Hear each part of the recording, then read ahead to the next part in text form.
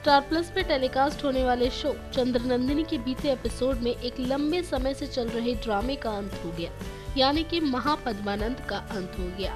नंदिनी के पिता महाराज ने अंतिम सांसें ली और चंद्र के हाथों उनको मौत के घाट उतार दिया गया। चंद्र ने भले ही एक राजा का कर्तव्य पूरा करते हुए नंद को कुर्बान कर दिया हो, लेकिन वो नंदिनी के दर्द से भली भांति परिचित है, इसलिए उसने नंदिनी को समझाया, संभाला और फिर पद्मानंद के अंतिम संस्कार के लिए उसे ले आया, जहां हमने देखा कि किस तरह से बिंदुसार के द्वारा पद्मानंद को मुखाग्नि दी गई।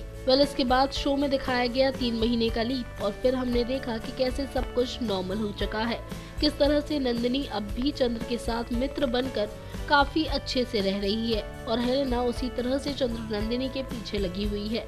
वहीं एक चीज और जो अपकमिंग एपिसोड में दिखाई गई और आपके लिए काफी इंटरेस्टिंग थी, यह सब बात कर लेते हैं अपकमिंग ट्रैक की। आपको बता दें कि सोमवार को यानी कि कल आप देखेंगे कि कैसे नंदिनी का एक छोटा भाई वापस आ जाएगा। पद्मानंद का एक और पुत्र वापसी करेगा, जिसे देखकर नंदिनी बेहद खुश हो जाएगी। उसे लगेगा कि उसका भाई लौट आया है, लेकिन यहाँ गुरु चाणक्य की सोच तो कुछ और ही कहती है। गुरु चाणक्य ने निश्चय किया है कि नंदिनी के इस भाई को पहले तो वो चिकित्सा करके पूरी तरह से स्वस्थ करेंगे और उसके बाद उसे पद्मानंद की ही तरह चंद्र के द्वारा मौत के घाट उतार देंगे। लेकिन चंद्र को गुरु चाणक्य की ये बात कुछ समझ नहीं आई और दूसरी ओर वो अपनी पत्नी यानी कि नंदिनी के दुख सुख को भी समझ रहा है, इसलिए चंद्र हो चला है परेशान। अब आने वाले ट्रैक में देखना बेहद इंटरेस्टिंग होगा कि किसे चुनेगा चंद्र, गुरु चाणक्य के आदेश को या नंदिनी की भावनाओं को।